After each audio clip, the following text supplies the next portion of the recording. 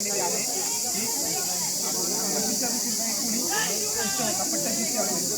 त्या शिष्याने या ठिकाणी येऊन त्याची तपश्चर्या केली आणि आपल्या गुरूंप्रती असणारा आदर व्यक्त करण्यासाठी म्हणून त्याने या ठिकाणाला किंवा या डोंगराला नाव दिले. कालांतराने त्याचा वंश वासोटा असं नाव झालं. पुढे त्याचा निश्चित जन्मकाळ सांगता यायचा नाही, परंतु काही लोक म्हणतात की आताच्या काळामध्ये बांधला गेला, काही म्हणतात की लागला दुसरा भोज याच्या काळामध्ये बांधला गेला.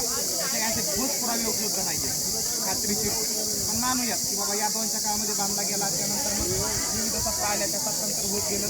त्या पद्धतीने हा किल्ला पुढे पुढे येत राहील.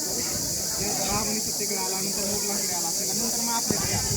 याच्यावर जेव्हा गडसदृशाचं काही बांधकाम झालं, राजकीय हालचाली होऊ लागल्या, लष्करी हालचाली होऊ लागल्या, त्या सगळ्यांना ज्या काही सत्ता होत्या त्या प्रत्येक सत्ताधाऱ्याला असं जाणवलं की हा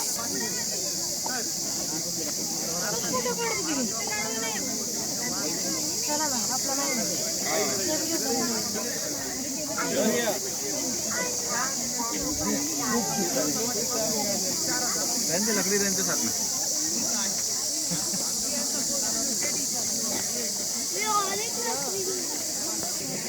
आता पाण्यामुळे या सौंदर्यात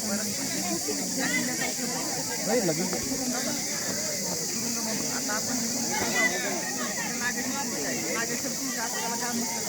पलीकडे त्याच्या